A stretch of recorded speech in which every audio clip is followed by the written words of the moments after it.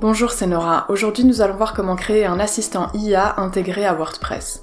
Il y a toujours plusieurs manières de créer ce type de fonctionnalité, mais dans cette vidéo, je vais vous montrer la manière la plus simple, la plus rapide de créer ce type d'assistant. Donc ce n'est pas la manière la plus personnalisée, mais vous n'avez besoin d'aucune compétence technique pour le faire. Je vais donc me rendre dans Extensions et ajouter une extension. Je vais faire la recherche pour AI Engine, et je vais installer et activer cette extension, donc AI Engine par Jordi Miao. Mon extension est installée et activée sur mon site et maintenant je peux me rendre dans le menu New Apps et AI Engine. La première chose que je vais devoir faire, c'est connecter une clé d'API à mon extension AI Engine. Ici, je vais utiliser une API d'OpenAI, donc la même intelligence artificielle que celle de ChatGPT, mais vous pouvez utiliser d'autres clés d'API, d'autres intelligences artificielles. Pour récupérer ma clé d'API, je vais me rendre sur la plateforme d'OpenAI, donc openai.com, et en haut à droite, je dois me connecter à la plateforme API. Pour vous connecter à cette plateforme, il faut créer un compte qui est différent du compte que vous utilisez pour ChatGPT. Donc ce sont deux plateformes différentes. Je me suis donc connectée à la plateforme API d'OpenAI et ensuite je dois me rendre dans Settings ou Paramètres, la petite roue, et Clé d'API. Et ici, je peux créer une nouvelle clé d'API. Donc il suffit de cliquer sur le bouton, de lui donner un nom, de choisir un projet, vous pouvez choisir un projet par défaut ou créer des projets, et ensuite de créer votre clé secrète. Pour que cette clé d'API fonctionne dans WordPress, il faudra ajouter des crédits parce que cette clé n'est pas gratuite. Donc pour ça, il faut se rendre dans Billing, ajouter des détails de paiement et ensuite suivre les instructions pour pouvoir ajouter des crédits sur votre compte OpenAI. Vous pouvez ajouter des crédits à partir de 5$, donc ce n'est pas un investissement très important.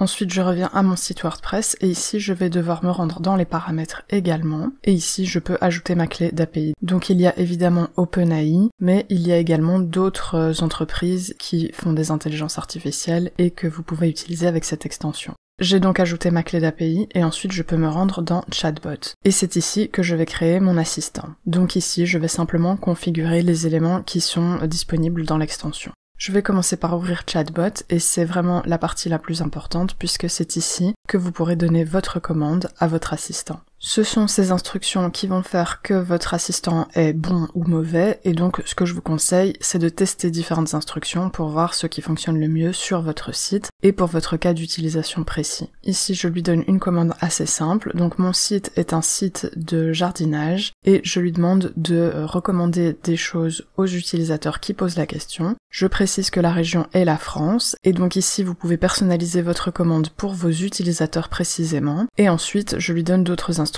et notamment de rester dans son domaine. Si vous avez de la documentation sur votre site et notamment une foire aux questions, vous pouvez ajouter les questions dans votre commande ici. Je vous conseille de donner toutes les informations les plus pertinentes possibles à votre chatbot pour qu'il puisse répondre aux questions des utilisateurs de la manière la plus pertinente possible. Le paramètre suivant, c'est le modèle, et ici je vais garder les paramètres par défaut. Même chose pour le contexte, ici ce sont des choses qui sont uniquement disponibles dans la version pro de l'extension, donc je laisse tel quel. Pour les seuils des messages, je laisse aussi les paramètres par défaut. Ensuite, dans Apparence, je vais configurer le texte qui se trouve ici pour le traduire, et je vais pouvoir prévisualiser mon texte ici. Je peux par exemple donner un nom à mon assistant, et vous pouvez lui donner n'importe quel nom ou un nom qui fonctionne bien avec votre marque. Ici, je vais l'appeler Chatty. Ensuite, je change la phrase d'introduction qui sera « Bonjour, comment puis-je vous aider ?» Et je vais lui donner un avatar pour un peu plus de convivialité. Ici, vous avez quelques avatars disponibles, et si vous cliquez sur les trois petits points, vous pouvez ajouter votre avatar personnalisé. Ici, pour mon avatar, je vais choisir le petit robot,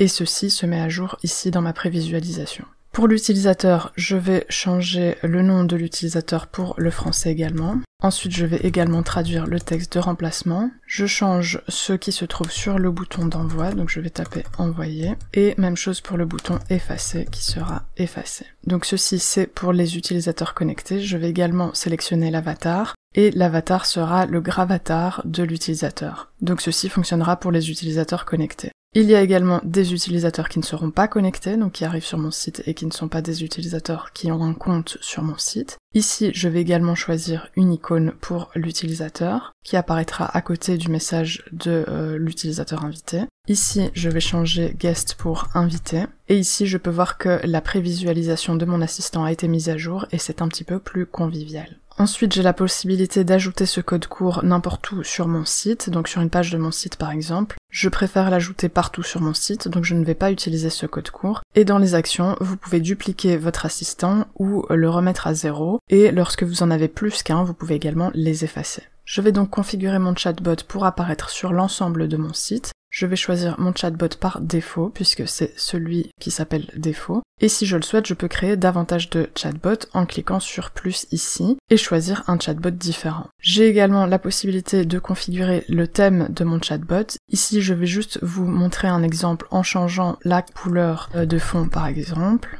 J'ai donc changé la couleur de fond de mon assistant, comme vous pouvez le voir dans la prévisualisation. Et ici, vous avez d'autres paramètres, vous pouvez vraiment modifier cet assistant et le mettre aux couleurs de votre site. Je vais maintenant pouvoir tester mon assistant, donc je vais me rendre sur mon site. Et ici, j'ai cette petite bulle de dialogue qui s'est ajoutée. Si je clique dessus, je retrouve mon assistant. Je vais lui poser une question, je lui pose cette question toute simple, que pourrais-je planter en mai, et j'envoie ma demande. En quelques secondes, mon assistant répond et me donne quelques instructions pour ce que je peux planter en mai dans mon jardin. Ici, j'ai mon avatar parce que je suis connecté à mon site, mais ceci fonctionnera aussi pour des utilisateurs qui ne sont pas connectés, comme on l'a vu tout à l'heure. Ceci est très facile à mettre en place avec cette extension. Comme vous l'avez vu, en moins de 10 minutes, vous pouvez avoir un assistant intégré à votre site WordPress. Et ce qui prendra plus de temps et ce que je vous conseille de vraiment bien tester, ce sera votre commande pour vous assurer que votre assistant est complètement personnalisé et vraiment pertinent pour votre site.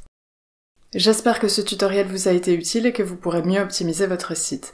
Si c'est le cas, n'hésitez pas à liker cette vidéo et à vous abonner.